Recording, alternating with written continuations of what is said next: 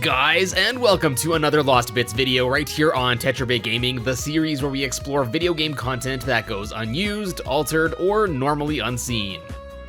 Though I have never really been a fan of Animal Crossing myself, this year marks the release of a new entry in the series after several years, and I'm excited for all of those that are eagerly awaiting its release. As such, I thought this is the perfect opportunity to go way back to the beginning of the Animal Crossing series. Okay, maybe not that far back yet, and have a look at the unused and unseen content from the first international release of the game on the GameCube. I have never made an Animal Crossing video before, so if you're interested in seeing me eventually cover the rest of the series, please let me know. Anyways guys, go grab some bells, it's time to find some lost bits. Alright, let's start things off with something that I think is really interesting. Though there are a whopping 15 NES games available to be played in the game via the NES systems, there are also a few more that are normally unplayable.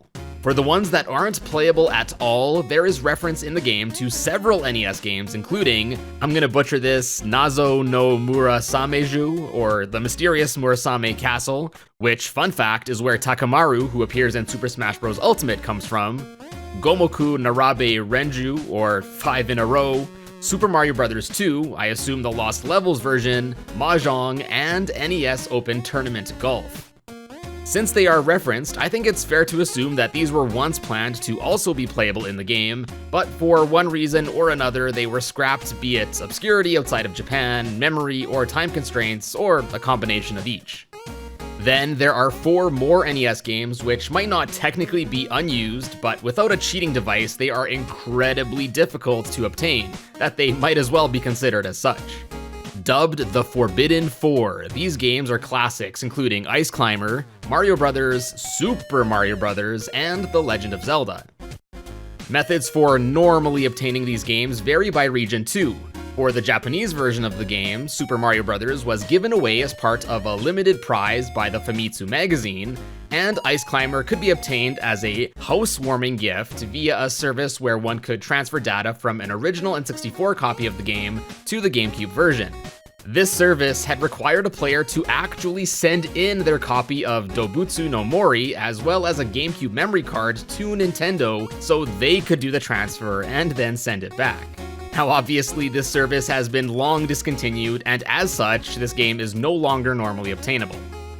Then in the North American release of Animal Crossing, only Mario Bros. And Ice Climber are legitimately obtainable and could only be done so via having their respective e-reader card, and I guess a Game Boy Advance, an e-reader, and a GameCube GBA cable. Yeah, pretty complex and pricey setup just to play these NES games. And apparently these required e-reader cards in question are very rare. I'm pretty sure only a tiny portion of players were able to access these legitimately. And finally, there's The Legend of Zelda, and this game is just straight up not normally accessible in either regional release of the game. So yeah, if you want to access it, you're gonna need a cheating device. The European release of the game never got any of these legitimately, so they truly are unused there. And the NES stuff doesn't end there. It turns out there is unused leftover programming that allows for NES ROMs to be loaded into the game externally via a memory card. And get this, they can even be played. So normally, there's the one generic NES console item that can be obtained that doesn't play a game when interacted with. But in fact, as discovered by one James Chambers, this item scans memory cards for files that contain NES ROMs. If you're kinda confused here, long story short, basically the game has a built-in NES emulator used for the NES games. And it looks like there might have once been plans to allow the player to load even more NES games via having them saved on a memory card. It seems Nintendo might have had some bigger plans for the NES game functionality here, almost like an early form of a virtual console of sorts. My guess is that Nintendo abandoned whatever these plans were, as they might have led to competition with the NES e-reader cards that were later released for the Game Boy Advance. But yeah, apparently this is still completely functional, and although it seems like it's a bit tough to set up, you can load in basically any NES ROM. And this discovery has also paved the way for being able to patch the game via the memory card and also execute arbitrary code execution, or ACE. Pretty cool. For those interested, I'll leave a link to the original blog post of the discovery and methodology used down in the description below. Next, there are 2 seasonal color palettes for grass that go unused in this version of Animal Crossing. One appears to have been for a transition between fall and winter, and the other for some point in the winter season. Moving along, let's talk unused items, of which there are a lot of here. First are several dummy items, which are glitch items that appear as a white triangle with some Japanese text on it, which I'm absolutely shocked translates to dummy. Now, although they may appear the same, many of these dummy items do have a name attached to them, which reveals what they were meant to be. To clarify though, none of these items appear or function like their name suggests. Anyways, in the interest of time, I won't go over each of these items, but I'll list them off here. Highlights include unused monkey, cola machine, milk fridge, long life noodle, a hibachi grill, as well as trophies for golfing, tennis, and karting. Now, this is only a hunch, but maybe the last 3 were planned to be obtainable if the player had save files for Mario Golf Toadstool Tour, Mario Kart Double Dash, or Mario Power Tennis on the memory card that was being used. Sure, these games did come out years after Animal Crossing, but maybe these were planned to be future-proofed, as I can only assume these games were already in development when this game was released. But hey, that's just a theory. Again. Other normally unobtainable items include one titled The Legend of Zelda, which appears as an NES and will reset the game when interacted with, a glowing yellow box that just moves back and forth, and weirdly enough, it seems that every time I'd leave the area and come back, it would duplicate over and over again until eventually the game would just crash. Then there's a sickle, which even when equipped to a player, it still looks like they are holding nothing. And interestingly, when the sickle is dropped, it will appear as a toolbox. Then there's this blue fish that was caught playing hooky. And finally, my favorite is the paper airplane item. After being placed on the ground, similar to the yellow cube, if you leave and enter a building and then come back, it will duplicate over and over again. And any tile that is occupied by one of these paper airplanes is basically rendered useless. It's honestly kinda creepy seeing them multiply like this, and if enough of them spawn, just like the yellow boxes, the game will just simply crash. Lastly, there are also a few articles of clothing that are normally unobtainable by the player. These include a summer robe, a bamboo robe, a red and blue puffy vest, which are normally seen worn during fishing tournaments, a blue and red sweatshirt, which are normally seen worn during the sports fair, a plum kimono, and finally a somber robe. Attention gamers, calling all unused text string fans. Good news, got some goodies for you as Animal Crossing has quite a few of these. First up, and I think most interesting, are 2 unused text blurbs which reference E3. The first reads, "I'm terribly sorry, but since E3 is being held today, we're not accepting any letters. I apologize for the inconvenience." And the second one reads, "E3 is being held today. We don't save letters during E3. We're just too busy." Based on the context of these messages, it appears these were likely used at the demo present at 2001's E3 Expo and would appear if the player tried to send mail at the post office. I guess this text from the demo was just never fully removed. Next, my favorite self-aware text string that just reads, "test line of text." Then there's translate, and this is mail 0, and this is mail 1. Then, hidden away in the game's executable file are a few more interesting text strings that are normally unseen. We got, "sequence error occurred. I try to continue. Okay, you are great. There is some error in this heap. Sorry, not prepared for SZP archive." And "shop promote version," which I guess was meant to be used to signify that a given version was a demo version that was going to be used in retail stores. Then finally we have this mess. The DISP SW is Japan mode now, but this game is NES version. I can't really make out what this one was meant for, or what it's even trying to convey. In any case, based on the spelling mistakes and broken grammar, these appear to have been either poorly translated or written by someone who doesn't fluently speak English, to say the least. Next up, I wanted to kind of give this its own little segment since it's sort of separate from the base game. This is of course Animal Island, the small island resort that can be unlocked and traveled to by connecting a Game Boy Advance to the GameCube. This little unlockable has its own set of unused graphics as well as unused text strings. For unused graphics, which looks like it's for the Game Boy Advance side of things, we got several graphics with Japanese text. These include graphics for next and back, erase, end, change, set, a bunch of letters and numbers, as well as this text bubble which translates to hiragana, symbols, katakana, English, and numbers. It's pretty clear that these were all meant to be as part of a text input system of some sort that was scrapped. Then for unused text strings in Animal Island, there's Marley Demo, not one, but two references to a cuckoo's egg, tailor shop, and of course, dummy. So Animal Crossing is home to a lot of animal characters, from owls to hedgehogs to tanukis. Surely there must be some animals that were scrapped, right? Well, luckily enough for us, there's actually one named in the Japanese version as Shakitsu, which translates to chestnut. Originally dubbed with the name Blazel, since she appears to be a mix of Bliss and Hazel, Chestnut is believed to have been removed late in the game's development as the text string for her name, as well as Toriya, which is thought to have been one of her catchphrases, are some of the last ones in the game.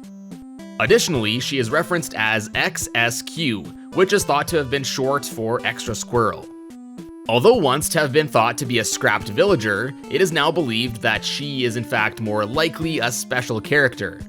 This is due to her being referenced under AC_EV_Dokutu, which is an abbreviation of Actor Event Dokutoru.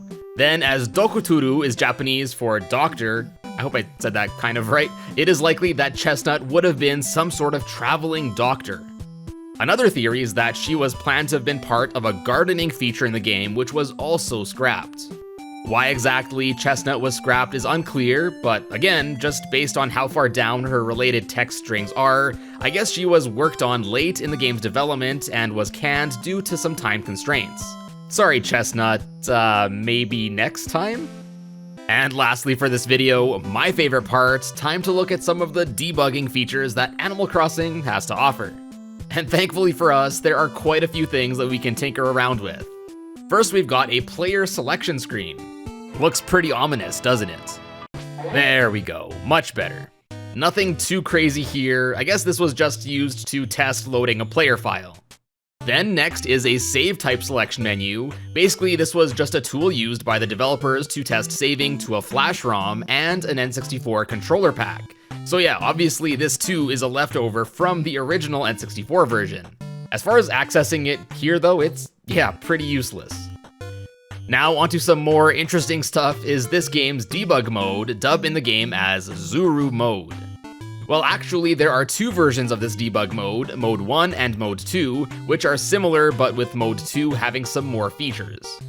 Now this doesn't happen very often, but this Mode 1 can actually be accessed without the use of a cheating device like an action replay. So if you have the game, you can try this out at home on a regular GameCube as well.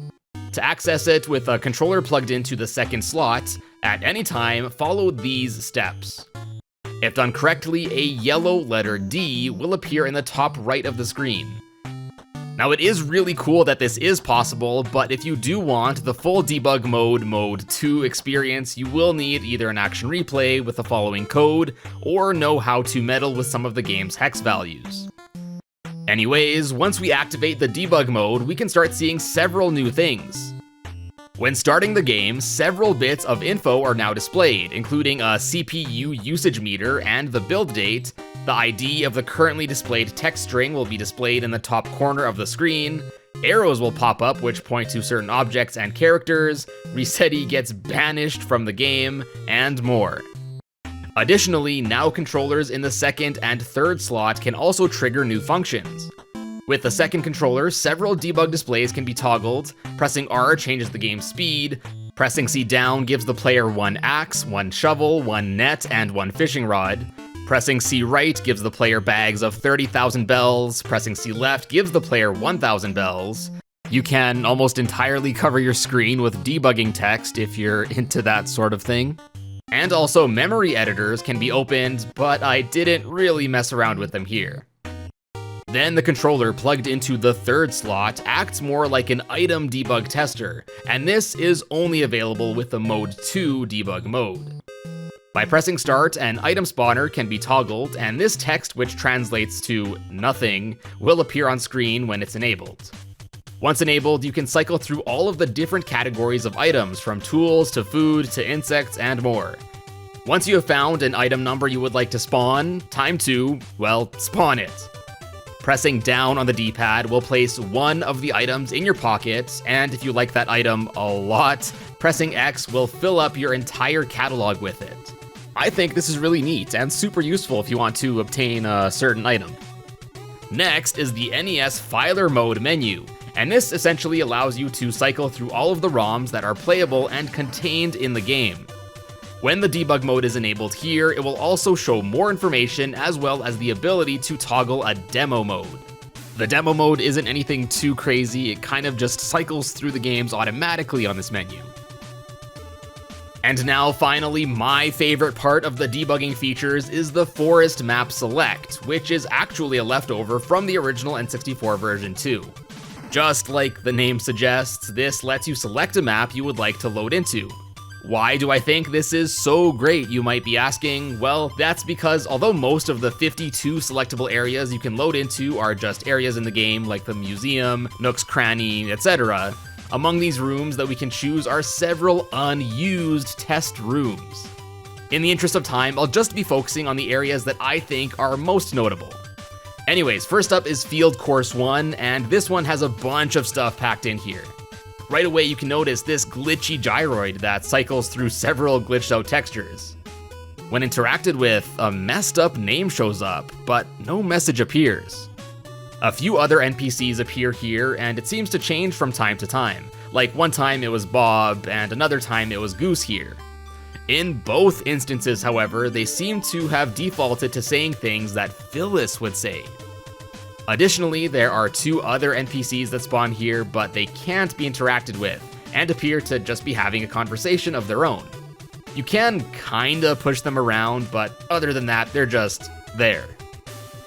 Then moving along, here we can see what I guess is a test of all the different outdoor flowers in the game. Then this test map also tests all the different stages of growing a tree, as well as them bearing several different fruits from oranges to cherries. Then the other trees here will drop a honeycomb, I guess to test this happening, as well as testing how the bees attack the player. Then in addition to the trees that produce fruit, there are also these trees. The bags of money produced here vary between 1,000, 10,000, and 30,000 bells, depending on the tree. Yeah, let me just pocket that real quick. Then we also got these basket things in red and white, several lighthouses, rivers that don't make any sense, as well as this pitfall test area in which numerous pitfalls are present in accordance to different elevations. I guess these were here to test how pitfalls will work on terrain sloping down, up, and up again at even steeper angles. Lastly, there is also this tent here that is home to none other than Axel. Nothing too out of the ordinary here though. Overall, a pretty slick little test room. I love how some of the areas appear so disjointed from one another that the transition between areas often appears less than logical. Next up is Field Course 2, which basically picks up right where the first one left off. Again, we are greeted by some NPCs. This time, Curly and Goose appeared for me, and later on I also came across Samson too. And once again, they all default to the same glitchy name and talk like Phyllis. Oh yeah, I also met up with Lobo and Freya, who I'm sure wanted some more private time. Curiously, pretty much all of the NPCs in these test rooms appear to be wearing a number 2 shirt or apron. Not really sure why. This area also tests things like a dump, several small houses, each which lead to the same area with not much inside, Nook's Cranny with all the items sold out, and also some signs, which similarly to the NPCs, always default to the Wisdom of Fishing text. And also for this area, we can come across 3 of the otherwise unused yellow square items I mentioned earlier. Once again, here they just slide back and forth and push you aside if you get in their way. You can't interact or really do anything with them, so yeah, they're just kinda there, doing their own thing. Next is, you guessed it, Field Course 3. Right away, we are spawned near a collection of more glitchy textures. My assumption is that any glitched out texture appears as such since this is a carryover from the N64 version, and maybe the textures are stored in a different place here. But this thing in particular doesn't appear to be in the N64 version as far as I know, so I honestly have no idea what this was meant to be other than maybe just a test of certain patterns or something. There's also another gyroid which behaves just like it did in Field Course 1, and then we also have Copper here who, to my surprise, doesn't talk like Phyllis but actually acts like normal. Then there are also a few areas which are all the same with several pitfalls and apples. Lots of apples. I guess with all of these apples, it makes more sense why Chestnut, the traveling doctor character, was deemed no longer necessary. This area also has the Able Sisters store, more flower tests, a notice board with the only messages looking like someone fell asleep on the I key on their keyboard on, I guess, the day Jesus was born. Then we have this snowball that's contained in a jail of tree stumps for some reason. Not sure why it was contained the way it was, but this is obviously here to test rolling the snowball and how it grows. There's also more testing of elevation and another snowball here with the intent, I guess, being to see how it breaks when you push it off the edge. Then next up we have Water Test Course, and for once this test room differs from the original N64 version. Here you will spawn in the middle of some water and will be instantly attacked by 2 swarms of bees, which is quite unfortunate. Soon after though, you will realize that this is in fact Animal Island, which as I mentioned before is normally only accessible if you connected a Game Boy Advance to your GameCube. There are 2 buildings on this island. One will lead to a room with 2 sets of red and blue Aloha shirts, kinda nifty I guess. And the other building will lead to a home with several paintings from Washington crossing the Delaware to the Mona Lisa. Elena is also here and acts like she normally does, and we also have this small and big gyroid which just make farting noises. Also interestingly, the paintings here are different than the ones seen in the original Japanese N64 version. Next we got NPC Test Course, which just as it sounds features some more NPC characters as well as more signs. Nothing we haven't already discussed. All of the signs default to the phishing message, and all of the characters that aren't just having their own conversation default once again to Phyllis's messages. Then there's BG Preview Without Rivers, which has more broken textures. This is what it was supposed to look like, which wasn't much better. This appears to just be a simple test area to test climbing slopes to reach a little higher elevation. Then, similarly named, is BG Preview with Rivers. I can't decide if this is making my eyes bleed or if it's a powerful aesthetic. Anyways, yeah, once again the textures aren't loading properly, and this is what it looked like in the N64 version. There's not much here overall but a dock, the river, and some land. Next, in addition to the small room we already saw, there is a medium and large version too. Interestingly enough, the camera is fixed in the position of the small room and the normal exits don't work, but it seems the warp point from the small room is also left over for the medium and large ones. It's really quite bizarre. Hey guys, post-production Tetra here. I don't know if you saw this earlier, but when I loaded this stage, this popped up for only like a frame or 2. I don't know what it means, but if any of you guys know what it means, please let me know down in the comments below. Test Course 5 is just some bushes, a pond, and grass copy and pasted several times over, nothing too crazy. And then Event Announcements just has several signs, which I dare you to guess what message they contain. And lastly is Waiting for Visitors demo, which will load you right back to the title screen. But the kicker here is that you have full control over your character, which I guess is kinda nifty. Well, full control minus being able to press A or start, which will progress you like in the normal title screen. And yeah, those are all the noteworthy maps we can load into. Unfortunately, with 52 to choose from, it was definitely quantity over quality, but the few areas that were of note I think were very interesting and definitely made up for the rest. You guys know I always love messing around in test rooms like these, so that's yet another set of test rooms I am happy to check off the Lost Bits list. And that's about it for this Lost Bits video on Animal Crossing, and I hope you enjoyed. If you did, consider dropping a like down below, and also be sure to check out some of my other Lost Bits videos, like the one I made on Super Mario Sunshine, by clicking or tapping on the card right here.